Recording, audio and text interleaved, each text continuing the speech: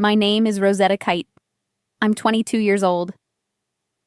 On my graduation day, my twin brother walked up behind me, ripped the cap off my head, and threw it on the ground.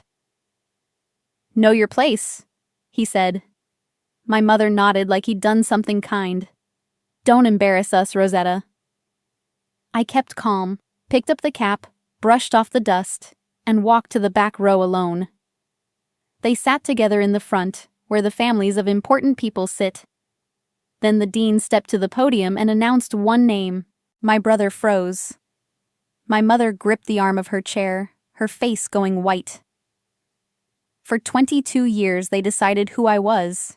They never once asked what I'd been building. Before I go any further, if this story is already sitting heavy in your chest, take a second to like and subscribe. It helps stories like this find the people who need them. And tell me where you're listening from. Drop your city and the time it is right now in the comments. I read them. I'm Rosetta. This is the story of the family that decided I was the lesser twin before I could even talk. And what happened the day a stranger with a microphone said my name out loud. Let me take you back to the beginning, to a house where one child got the trophies and the other got the silence. We were born 11 minutes apart. Nathan first, me second. I used to think that was the whole story. 11 minutes. That somewhere in those 11 minutes, my mother decided which of us mattered. Our father died when we were babies. I don't remember him. Neither does Nathan. Growing up, we had one photograph of him in the hallway, and my mother walked past it the way you walk past a light switch. He was a fact, not a memory. When I asked about him, she'd say, "He's gone, Rosetta. Let's not dig things up." So I stopped asking. That was the first thing I learned to stop doing. Our house was small, in a town outside Columbus where everyone knew everyone, and reputation was the only currency that didn't run out. My mother, Diane, managed the front office of a dental clinic. She wore her name like armor. The Kites were respectable. The Kites did not make scenes. The Kites, above all, did not embarrass each other in front of the neighbors. There were two kinds of children in our house. There was Nathan, and there was me. Nathan was the gifted one. That was decided early, and once it was decided, it became true the way things become true when an adult keeps saying them. He brought home a B, and my mother framed it as a triumph over difficult teachers. I brought home an A, and she asked who I'd copied from. His side of the hallway had a shelf. By the time we were 12, that shelf held a row of trophies: soccer participation, a spelling bee runner-up, a science fair ribbon. My mother dusted them on Sundays. My side of the hallway was a blank wall.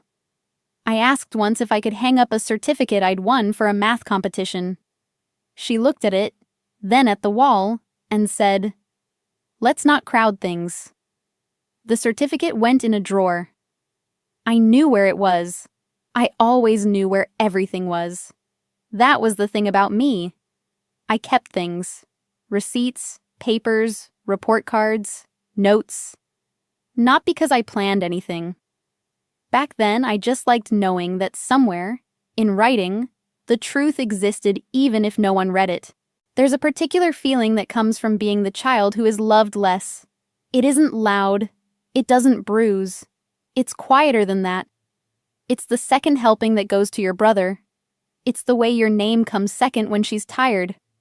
It's learning, very young, that if you want something, the safest way to get it is to need it less than he does. By the time I was 10, I had stopped needing things out loud. I'll give you one example, because it's the one that taught me the rule. When we were 9, my mother took us school shopping. Nathan needed everything: new shoes, a backpack, a jacket, because Nathan was growing so fast. I needed shoes too. Mine had a hole I'd been hiding with a folded sock. At the store, my mother filled a cart for Nathan and then turned to me and said, "You can make yours last another season, can't you? You're good at that." You're good at that. At making do. At needing less.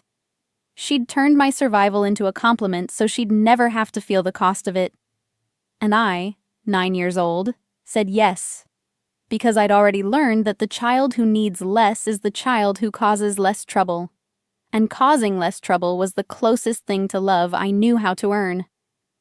I wore the shoes with the hole until spring. I never mentioned it again. My grandmother saw it. Grandma Ruth, my mother's mother, lived 2 towns over, and she was the only adult who looked at me like I was a person and not a problem. She'd take my hand at family dinners and say, "You're a deep one, Rosetta. Still water." My mother hated when she said that. I never understood why back then. I understand now. There was a night, I think I was 8, when I overheard them in the kitchen. Grandma Ruth said something low. My mother answered sharp, "Don't compare them. It isn't fair to Nathan." Not fair to Nathan, to compare us, as if the comparison was the cruelty and not the result. I went back to bed. I didn't cry. I lay there and I thought, very calmly, the way a child shouldn't have to. I am on my own here. And somehow that was easier than hoping.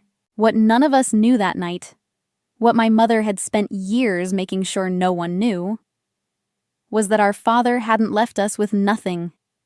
He'd left something with my name on it. It just took me 18 years to find it. Let me tell you about the science fair.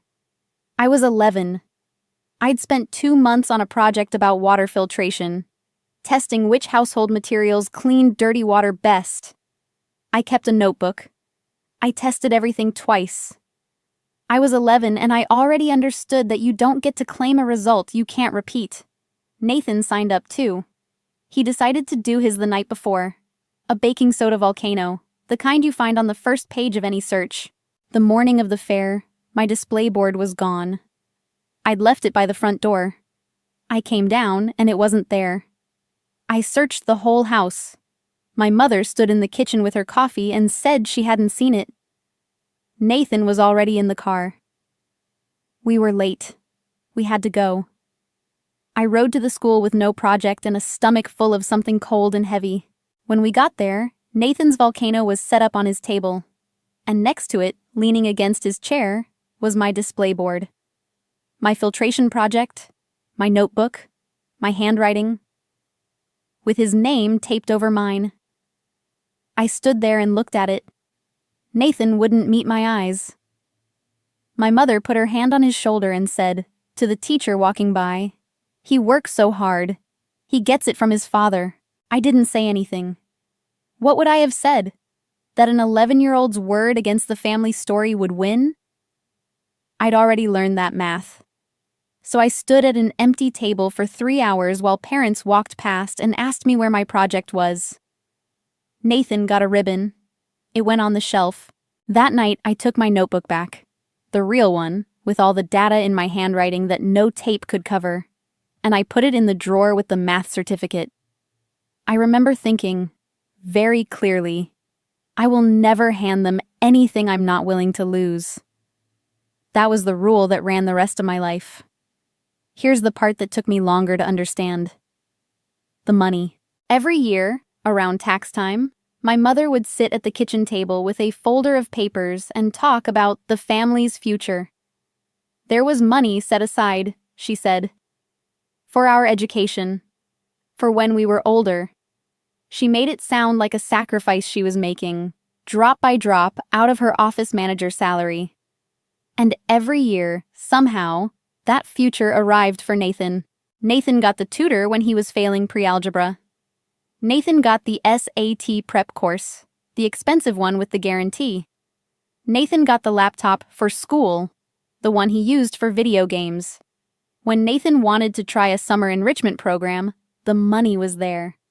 When I asked about a coding camp the summer I turned 15, $80, a community center, 2 weeks. My mother told me money was tight and I should think about getting a job. So I got a job. I was 15. I bagged groceries on weekends. I told myself the math was simple. Nathan needed more help, so Nathan got more help. I was capable, so I could fend for myself. That's the story I told myself for years, because the alternative, that they were spending something on him that should have been shared, was a thing I had no proof of yet. Notice that. No proof yet. There was a parent-teacher night the year I was 14. My algebra teacher, Mr. Dolan, had asked to speak to my mother specifically. I remember being nervous in a hopeful way, the kind of hope I'd mostly trained out of myself. Maybe this would be the night. Mr. Dolan told my mother I was the strongest math student he'd had in a decade. He said he wanted to move me into an accelerated track that I could test out of 2 years of material, that there were programs, real ones, scholarships attached, for students like me. My mother listened with a polite smile, and then she said, "That's very kind, but Rosetta tends to overreach. We don't want to set her up to fail. Nathan's the academic one. We're keeping our expectations realistic." Realistic. She said it to a teacher who just told her I was exceptional. Mr. Dolan looked at me.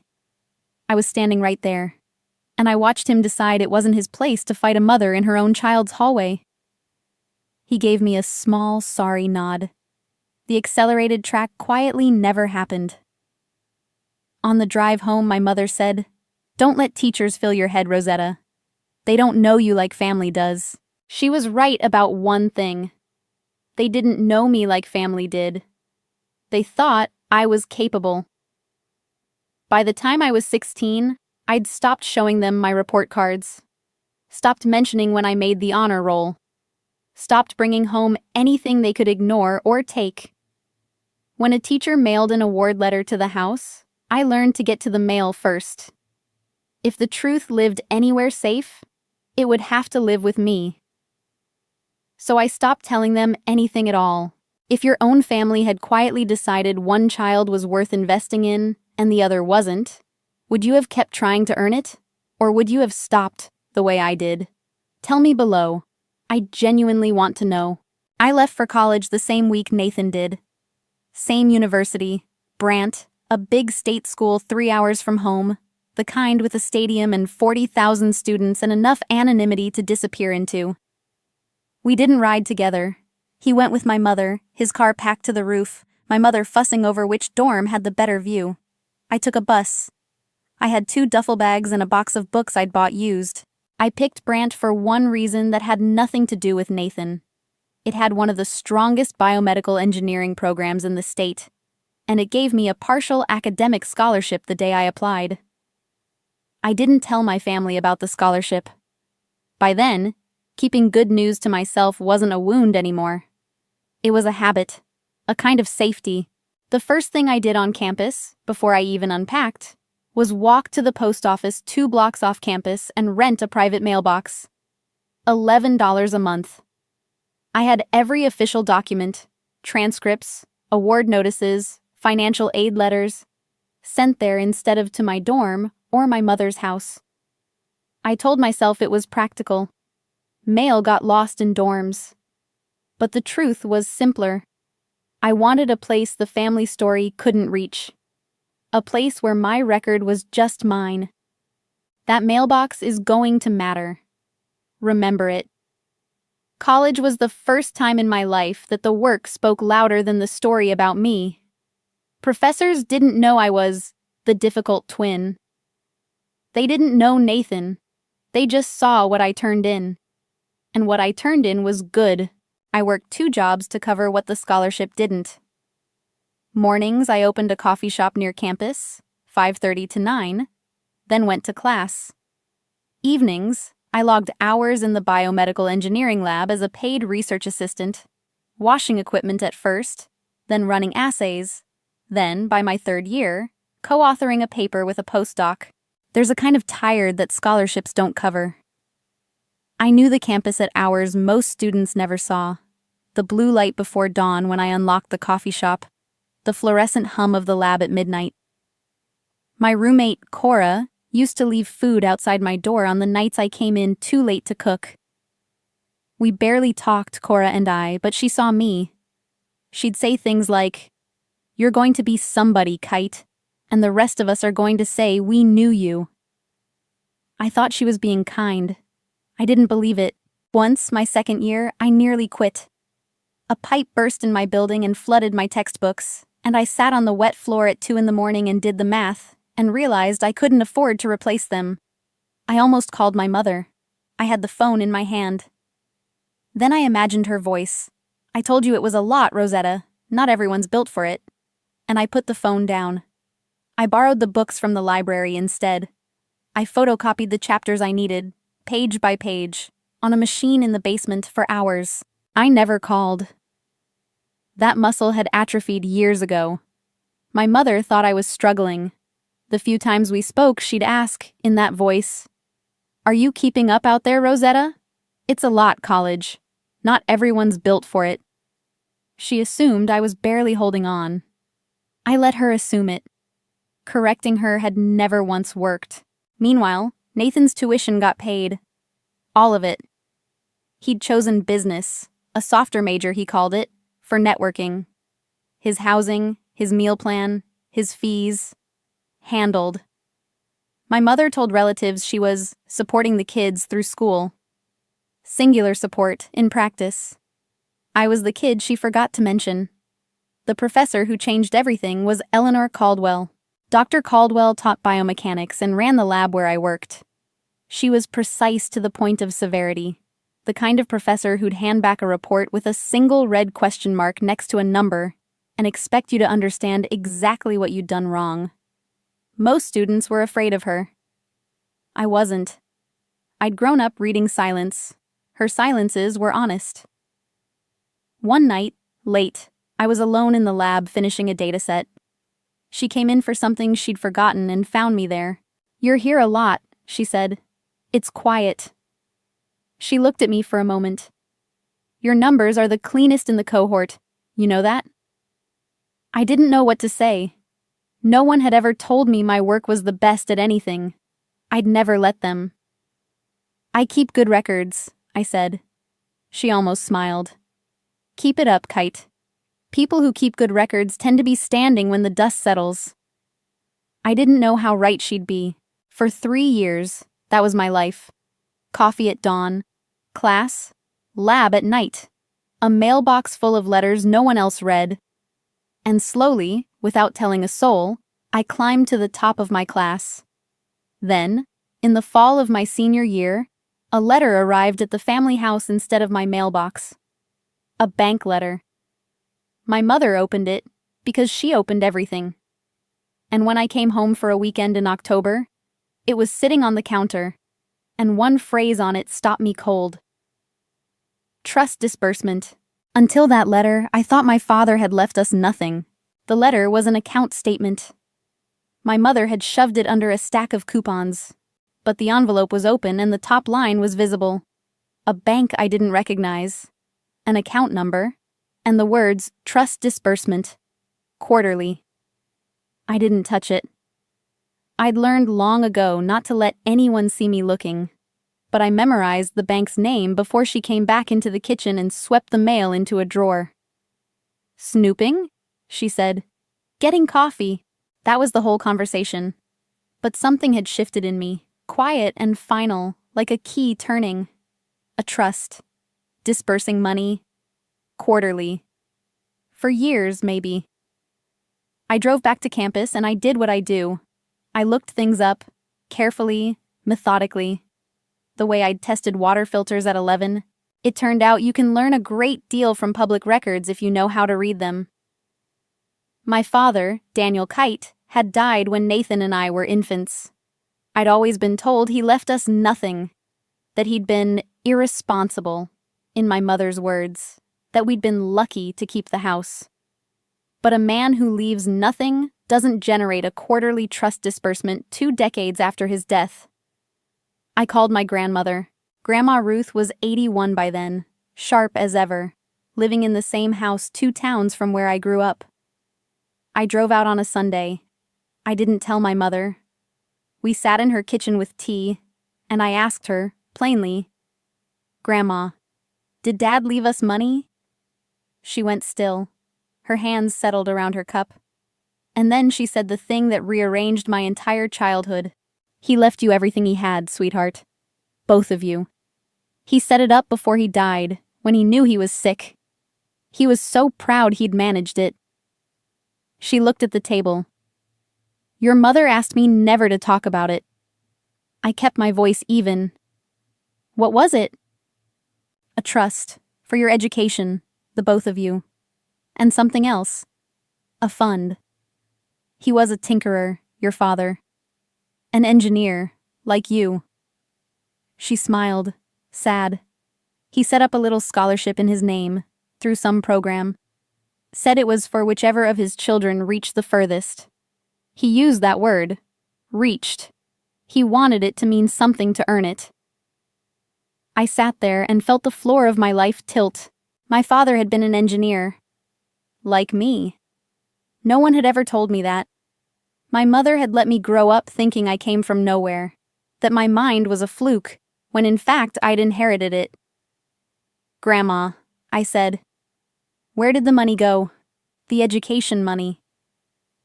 She wouldn't look at me. That was answer enough. Diane's the trustee, she said finally. She controls it until you're both grown. I always assumed she split it fair.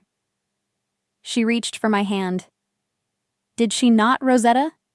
Did she not split it fair? I thought of Nathan's tutors, his SAT course, his paid tuition, his handled fees. I thought of my 2 jobs and my $11 mailbox and the coding camp I couldn't have for $80. No, I said. She didn't. Grandma Ruth was quiet for a long moment. Then she got up, slow on her hip, and went to a closet in the hall. She came back with a shoebox, the cardboard soft with age, and set it on the table between us. Your mother told me to throw these out years ago, she said. I never did. Inside were photographs. My father, young, in a garage that he'd turned into a workshop, holding a circuit board up to the light. My father, with grease on his hands and a grin, standing next to something he'd built that I couldn't identify. My father holding 2 infants, one in each arm, looking down at us like we were the best things he'd ever made. I'd seen exactly 1 photo of him my whole life. Here were 40. He'd talk to you both in that workshop, Grandma Ruth said. Before he got too sick, he'd hold you up to whatever he was building and explain it like you understood. Diane said it was morbid, keeping these. I think she just didn't want to remember he'd been happy. She touched one with a fingertip. He'd have known you, Rosetta.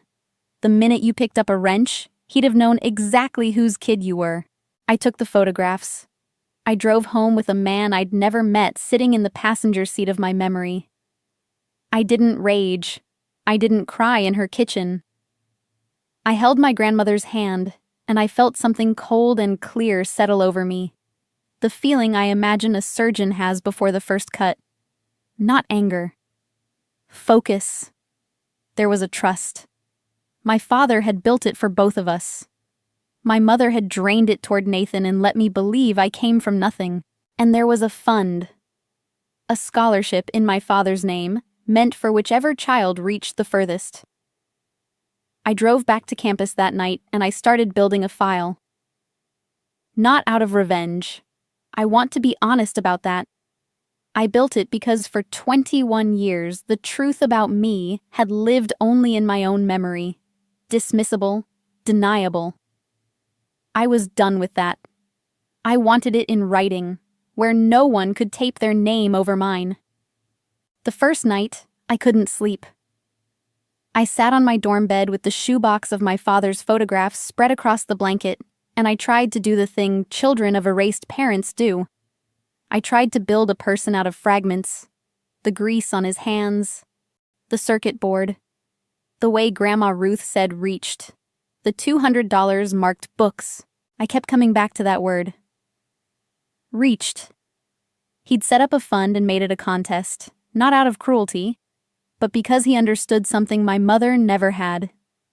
That the quiet child, the one who needs less and asks for nothing, is not the child who matters least. Sometimes she's the one reaching the farthest, in the dark, where no one thinks to look. He'd built me a door before I could walk, and my mother had spent 22 years standing in front of it so I'd never see it was there.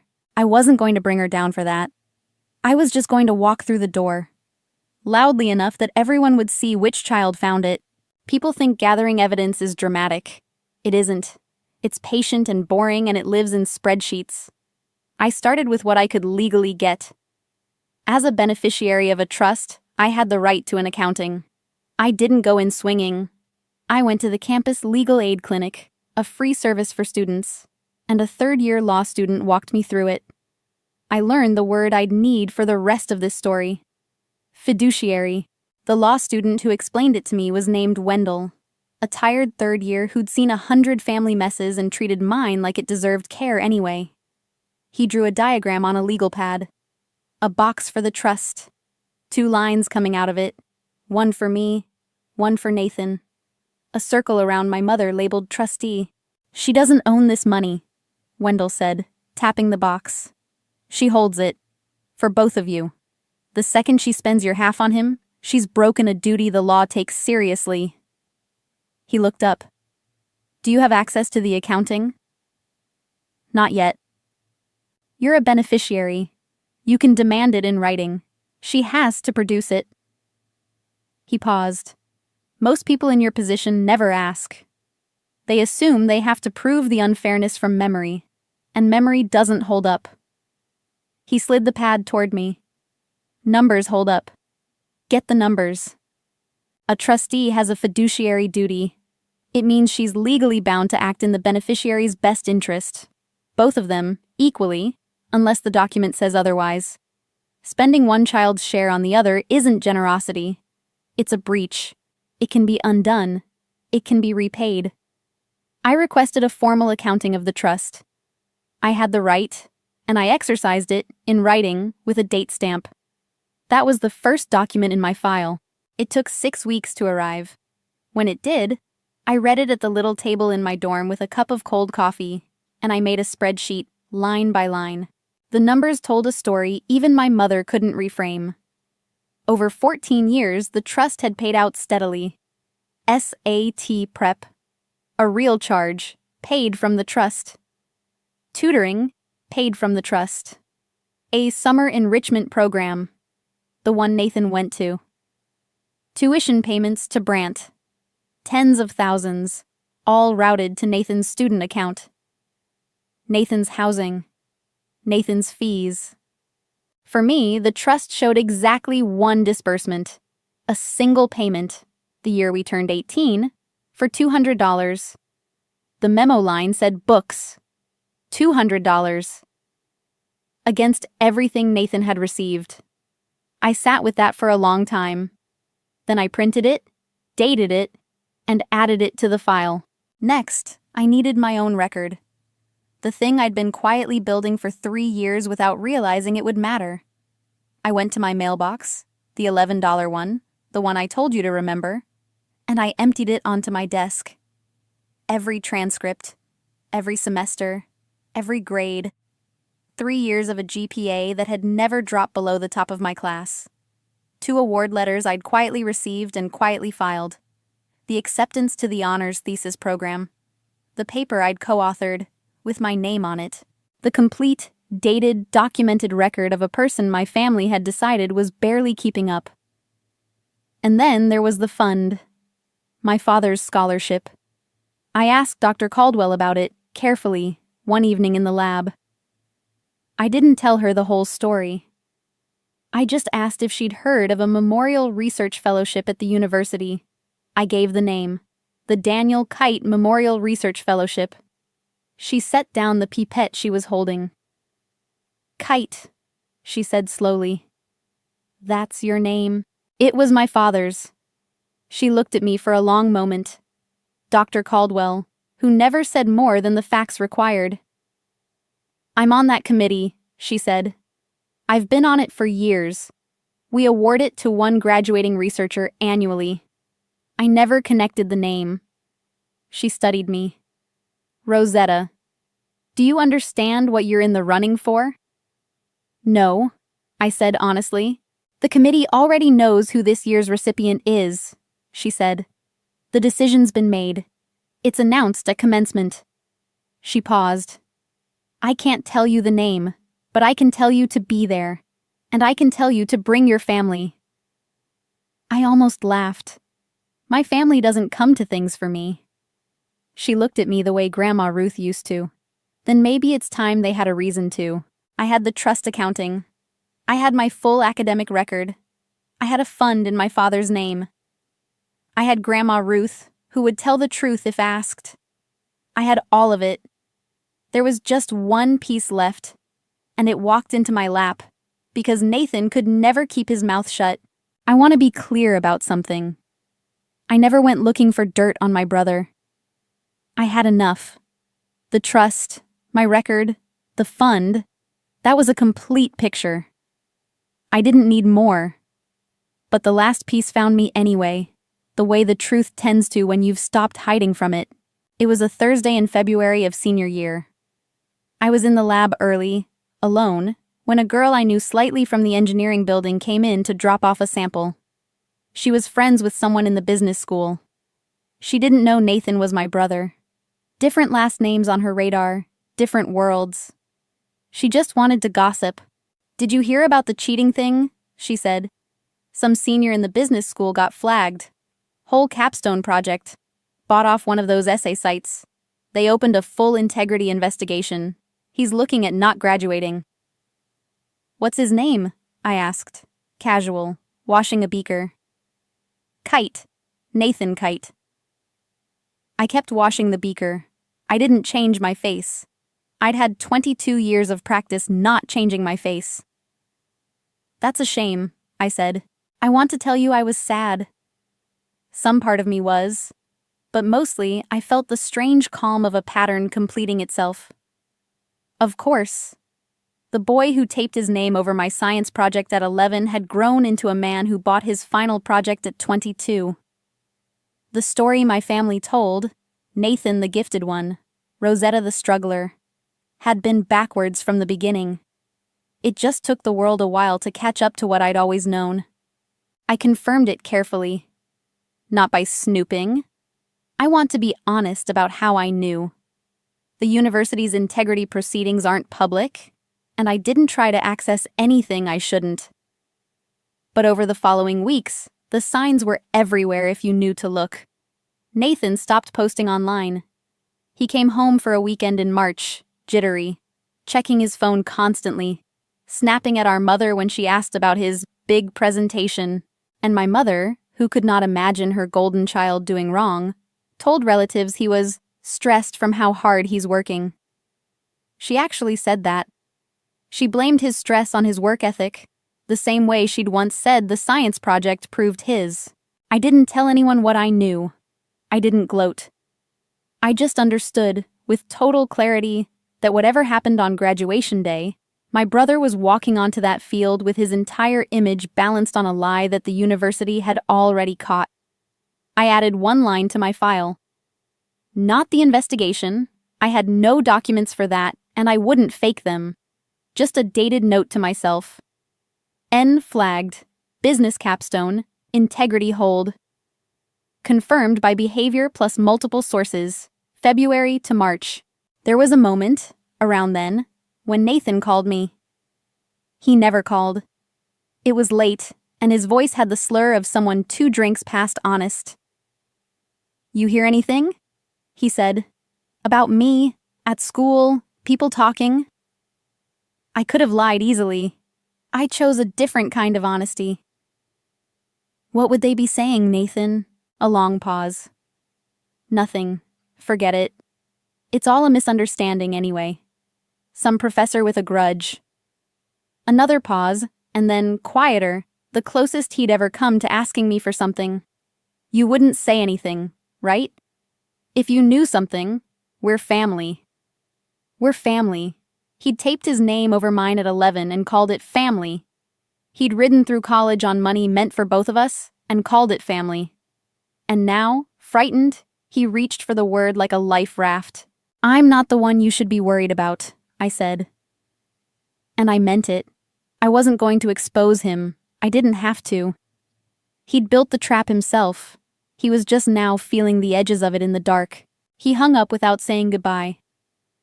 I sat with the phone a moment, and I felt something I hadn't expected. Not satisfaction. A kind of grief. Somewhere under the golden child was a scared person who'd been handed everything and taught how to keep none of it. My mother had ruined us both. She'd just done it in opposite directions. I closed the file. It was complete. The reveal would come whether I did anything or not. That was the part my family never understood about me. I didn't have to bring the building down. I just had to stop holding it up. I had it all. In April, 2 things happened in the same week, and I told no one about either. The first, an email from the registrar's office, sent to my mailbox address. Congratulations. Based on your cumulative academic record, you have been selected as valedictorian of your graduating class. There was a form to sign, confirming I'd deliver the commencement address. I read it 3 times. Then I sat at my little desk and I didn't move for a long while. Valedictorian. The highest GPA in a class of thousands. The student chosen to speak for everyone. Me, the difficult twin, the one who copied, the one who was barely keeping up, the one whose certificate didn't deserve wall space. I signed the form. I didn't call my mother. I didn't call Nathan. I called my grandmother. "Oh, Rosetta," Grandma Ruth said, and her voice broke. "Your father." "Oh, your father would have—" She couldn't finish. I held the phone and listened to her cry, and I let myself feel it for the first time. Not triumph. Something quieter and older than that. Recognition. The second thing came 2 days later. A letter, formal, from the fellowship committee, signed by the chair and co-signed by Dr. Eleanor Caldwell. I was the recipient of the Daniel Kite Memorial Research Fellowship. Full funding for graduate study. My father's name. Awarded, the letter said, to the graduating researcher who best embodies the founder's vision of reaching beyond expectation. Reaching. The word my father used. The word my grandmother remembered. He'd built it for whichever of his children reached the furthest. And after 22 years, across a distance he never got to see, his hand had landed on my shoulder. I want to tell you about the letter inside the letter. Folded into the fellowship packet was a copy of a note my father had written when he established the fund. The committee included it for every recipient, the founder's original statement of purpose. I'd never seen his handwriting before. My mother had erased him so completely that I didn't know the shape of his letters. It was short. It said the fund was for a child who kept going when no one was watching. Who did the work for the work's sake? Who reached? He didn't know which of us it would be. He'd died when we were too small to show him anything. He just built a door and trusted that the right child would find it. I found it, Dad. I brought the photographs to the lab the next week. I don't know why. Maybe I just wanted him somewhere I spent my real life. Dr. Caldwell came in while I had one propped against my monitor, the one of him holding the circuit board to the light. She stopped, looked at it, looked at me. "That's your father," she said. It wasn't a question. "You can tell? You hold a multimeter exactly the way he's holding that board." She almost smiled. Same impatience to see if the thing works. She pulled a stool over and sat, which she never did. I didn't know him, but I know his fund. Every year his statement of purpose comes across the committee table, and every year I think the same thing. Whoever wrote this actually believed the quiet ones were worth funding. She nodded at the photo. He'd be unbearable right now, if he could see this. The good kind of unbearable. I sat with my father's words in my hands, and I made a decision. I would not tell my family any of it. Not the valedictorian, not the fellowship, not the trust accounting sitting in my file, not the fund with his name on it. I would simply show up to my own graduation, sit where they put me, and let the dust settle exactly where it fell. Because here's what they didn't know. They didn't know any of it. The week before commencement, my mother called me more than she had all year. Not about me. About Nathan. She was planning a celebration. A big dinner the night before, relatives driving in, a banner she'd ordered. "We have to make it special," she said. Your brothers worked so hard for this." She talked for 10 minutes about Nathan's future, his leadership potential, the job he was sure to land. She did not ask me a single question about myself. Not one. At the very end, almost as an afterthought, she said, "You're coming, I assume, to the ceremony. Just, Rosetta, don't make it about you that day, all right? It's a big day for the family. Don't make it about you." I almost admired the symmetry of it. "I'll be there," I said. The rehearsal dinner was at a chain restaurant with a private room. I went. I sat at the end of the table, the way I always did, the seat nobody fights for. My mother had hung the banner. "Congratulations, Nathan. Just Nathan." We were both graduating, both kites. The banner had one name. Nathan held court. He was rattled underneath. I could see it, the phone checking, the too loud laugh. But he performed. He talked about offers he was weighing. My mother glowed. Relatives I barely knew toasted him. A great-aunt turned to me, kindly, and asked what I was studying. Before I could answer, my mother said, "Rosetta did one of those science things. Engineering, I think. She's been very independent." She made independent sound like a diagnosis. Then she steered the table back to Nathan. The great-aunt, her name was Lorraine, she'd driven 6 hours, wasn't quite done with me. "Engineering," she said, leaning past my mother. "What kind?" "Biomedical," I said. "That's the hard one, isn't it? My neighbor's boy washed out of that in a semester." She studied me with new interest. "You must be sharp." "She gets by," my mother cut in, smiling, and physically turned her shoulder so Lorraine had to face Nathan again. "Now, Nathan's the one with the offers. Tell her about the offers, sweetheart." I watched my mother insert her own body between me and a single moment of being seen. 22 years, and she'd never gotten tired of it. There was almost something impressive in the consistency. I let it happen. I had a folder in my bag. I'd brought it without quite knowing why. The trust accounting, my transcripts, copies of both letters. Not to use, just to have. After 22 years, I didn't go anywhere important without the truth in writing. Grandma Ruth was the only one who looked at me. Across the table, while the toasts went on, she caught my eye and held it. She knew. She gave the smallest nod. "Tomorrow." I nodded back.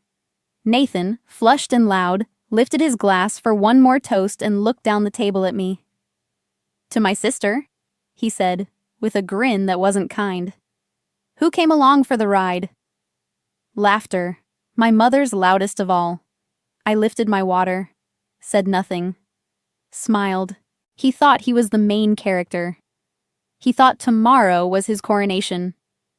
He had no idea he was walking onto that field with a hold on his degree and a lie about to come due in front of 4,000 people. I went back to my dorm. I laid out my clothes for the morning. I set the folder on top of my bag, and I slept better than I had in years. The morning came clear and bright. I drove to the stadium with the truth in my bag and a speech in my pocket that no one knew I'd been chosen to give. I was walking in knowing everything, and they were walking in knowing nothing at all. The stadium held a little over 4,000 people. Graduates on the field in folding chairs, families packed into the stands, a stage at the front with a podium, the university seal, a row of seats for the deans and the platform party.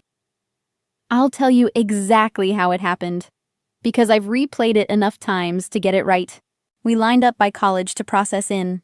The graduates wore the same gown, but valedictorians wore an extra cord and a medallion, and a marshal had pulled me aside at check-in to seat me in the front section with the honor graduates and the platform party. I hadn't told my family I'd be seated up front. I hadn't told them anything. My mother and Nathan found me in the staging area before the procession. Nathan was in his gown, phone in his hand, jaw tight. My mother was scanning the crowd for relatives, narrating where everyone would sit. And Nathan saw the cord around my neck. The medallion. I watched him register it. I watched him not understand it, and then decide it didn't matter, because in his world it couldn't mean what it meant. He stepped close. "What's this?" He flicked the medallion with one finger. "It's mine," I said. "You probably signed up for some participation thing." He laughed, but it was thin. "God, you always have to have a little something, don't you?"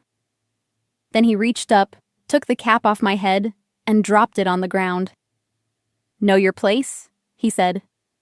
My mother turned, saw the cap on the ground, saw my bare head, and her face didn't fill with concern. It filled with embarrassment. At me. "Rosetta," she hissed. "Don't embarrass us. Pick that up and stop drawing attention." 4,000 people were filing in around us. A few had turned to look. I bent down. I picked up the cap. I brushed the dust off it, the same way I'd brushed the dust off everything they'd ever thrown down in front of me. I put it back on my head, over the cord and the medallion they couldn't read. I didn't argue. I didn't cry. I didn't run. "I'll see you after," I said, and I walked to my seat in the front section, alone, while they went to find theirs in the family stands. From where I sat, I could see them. My mother, smoothing her dress. Nathan, scrolling his phone, performing ease. A woman 2 seats down from me, another honor graduate, a stranger, leaned over. "Was that your family?" She'd seen the cap, the whole thing. "Yes." She didn't know what to say to that. Most people don't. "I'm sorry," she settled on. "Don't be," I said. "It's the most honest thing they've done in years." She laughed, startled, then caught herself. I meant it, though. There's a strange relief in cruelty that finally happens in daylight. For 22 years, they'd done it in kitchens and cars, where I could be told later that I'd imagined it, that I was too sensitive, that it hadn't happened the way I remembered. But 4,000 people had just watched my brother throw my cap on the ground. That one, at least, I'd never have to argue about. The ceremony began. The provost spoke. A trustee spoke. The minutes crawled, the sun climbed, and I sat very still with my hands folded, the way I'd sat at an empty science fair table 11 years before. I thought about the speech in my pocket. I'd rewritten it 11 times. I'd taken out every line that even gestured at them, because the work had never been about them, and I wasn't going to let it start now. What was left was about a door, and a father, and reaching. Then Dean Theodore Brennan stepped to the podium. "It is my honor," he said, "to recognize this year's valedictorian, the student with the highest academic standing in the entire graduating class, and our commencement speaker." I felt the whole stadium lean in. 4,000 people, waiting for a name. Across the field, in the family stands, my mother sat up straighter, the way you do when something good is about to happen to someone else, and you want to be seen approving of it. The dean looked down at the card. "Not over," I thought. "It's just starting." "Our valedictorian," Dean Brennan said, "graduating at the top of her class in biomedical engineering, Rosetta Kite." For 1 full second, there was nothing. Then applause, rolling across the stadium, the ordinary applause of 4,000 strangers for a name that meant nothing to them. But in the family stands, there was no applause. There was my mother, half risen, her hand gripping the arm of her chair, her face draining of color. There was Nathan, frozen, his phone still in his hand, his mouth slightly open. I stood. I walked to the stage. I climbed the steps, and the dean shook my hand, and I stepped to the podium in front of 4,000 people with a folder I didn't need yet, and a truth I'd kept for 22 years. I'll tell you what happened in the exact order it happened, because the order is the whole point. First came the lie. It came from the stands, loud enough to carry, because Nathan had never in his life been able to sit quietly while attention landed on me. "That's wrong!" he shouted, standing now. "There's a mistake. That's not. He turned to the people around him, performing, the way he always performed. She's not even our family, she barely passed. This is a mix-up. A ripple went through the crowd. The dean glanced toward the stands. That was step 1. The lie told in public, the way it had always been told in private. She barely passed. There's a mistake. She doesn't belong here.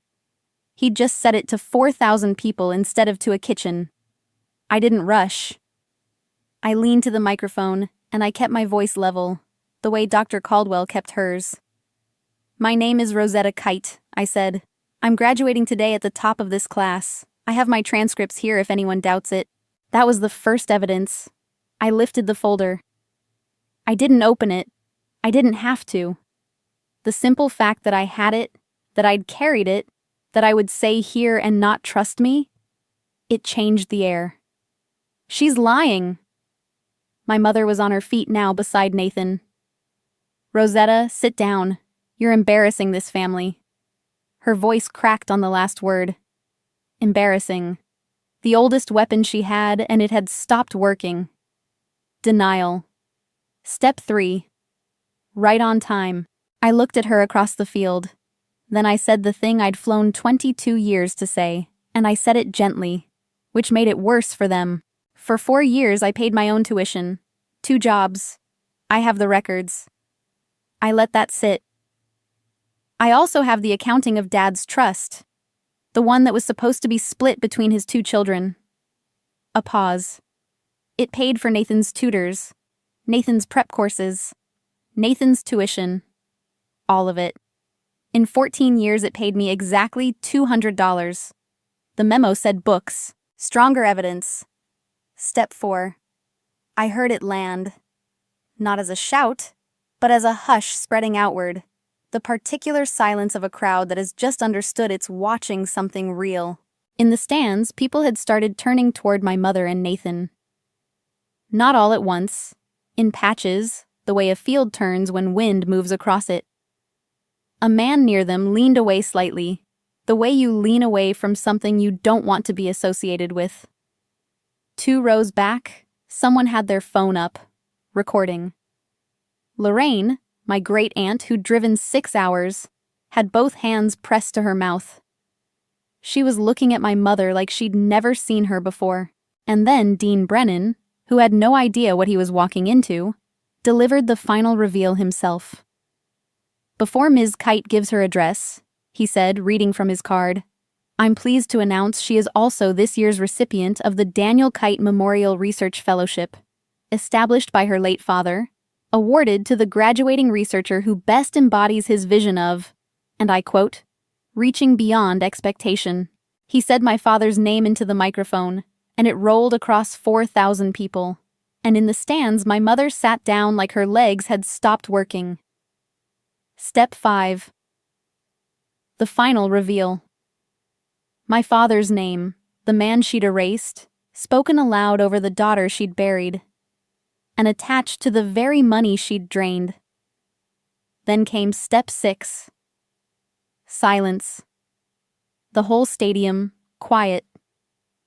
Even Nathan had stopped. If you've ever had to let your work speak because the people who were supposed to be proud of you never would. I want to know what you built. Tell me in the comments. I'll be reading them tonight. And then Nathan did the thing that finished it. Step 7. He lost control, not because of anything I said, but because his own nature couldn't survive the silence. That's my scholarship, he screamed, climbing past people in the row, pointing at the stage. That's my father's money. That's supposed to be mine. They made a mistake. I'm the one who... I can't even graduate because of some stupid... He stopped. Too late. I can't even graduate. He'd said it himself, to 4,000 witnesses. The hold on his degree. The thing the university already knew. He'd shouted his own secret across the stadium because he could not bear to watch his sister be recognized for one single minute. And my mother, trying to save him, made it worse. Nathan, stop, she said. And then to the people staring at her, desperate, reframing on instinct. We used the fund wisely. For the child with real promise. Any mother would. Step 8. Consequences begin. She'd just admitted out loud in front of hundreds of witnesses that she'd spent a trust meant for both children on one. The breach, stated as a defense. The dean stepped back to the microphone. Quietly, to me, off mic, he said, "Take whatever time you need." I looked out at 4,000 people. I looked at my mother, sitting down, and my brother, who had run out of words for the first time in his life. And I unfolded the speech I'd rewritten 11 times. I didn't mention them. Not once. I want you to understand that, because it's the part I'm proudest of. I had every receipt in the world in the folder on that podium, and I used exactly enough to be recognized and not one page more. The folder closed. I left it closed. I talked about reaching. About the work you do when no one is watching, and no one is keeping score, and no one will ever know if you cut the corner. And how that work, the unwitnessed kind, is the only honest measure of a person.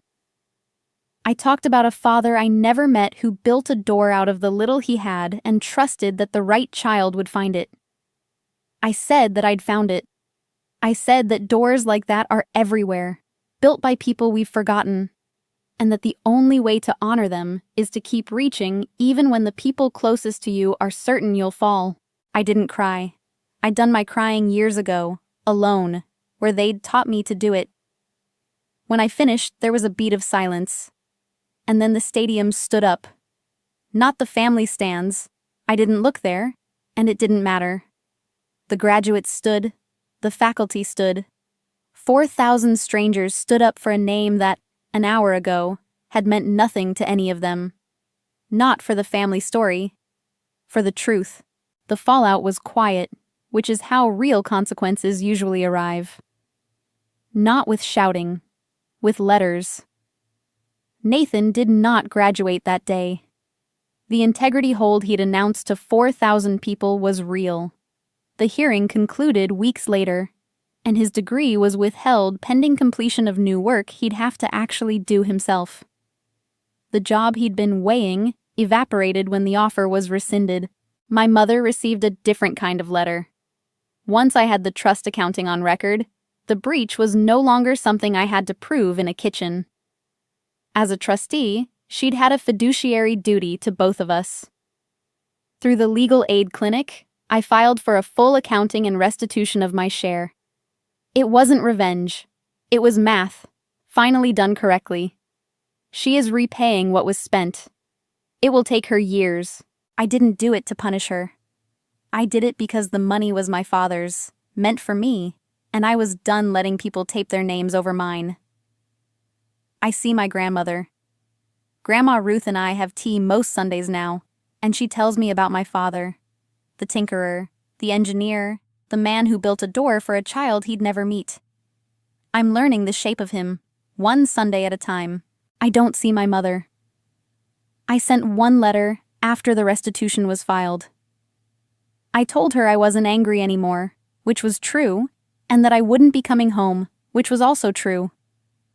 I told her that the door to a relationship wasn't locked, but that she'd have to walk through it as someone who could say my name without flinching.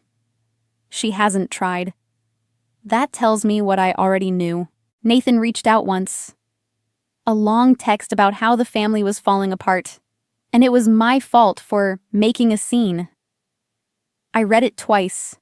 Then I wrote back 4 words. You threw the cap. I didn't hear from him again. The fellowship started in the fall. I'm in graduate school now, doing the work my father did, with his name funding the bench I work at every day. Some mornings I get to the lab before anyone else, and I think about Dr. Caldwell saying that people who keep good records tend to be standing when the dust settles. I kept good records. I'm standing. Cora was right, by the way. She tells people she knew me. I let her think she got the better end of the friendship, but she didn't. On the hard nights, she was the one who saw me when I was invisible to everyone whose actual job it was to look. I don't forget who fed me when I had nothing. That's a different kind of record, and I keep that one too. People ask if I wish my family had just loved me. Of course I do. Every scapegoated child does, for years longer than they should. But I stopped reaching for it the day I realized I could reach for something else instead. People also ask how I drew the boundary so cleanly. The truth is, I didn't slam a door. I just stopped pretending the room was warm. For most of my life, I'd contorted myself to earn a love that was never on offer. And the day I stopped contorting, the silence that came back wasn't loss. It was just the truth. Finally allowed to be quiet. You don't have to hate the people who failed you. You just have to stop auditioning for them. I still have the cap. It's on a shelf in my apartment, dusted off, the cord coiled beside it. My side of the hallway used to be a blank wall. It isn't anymore.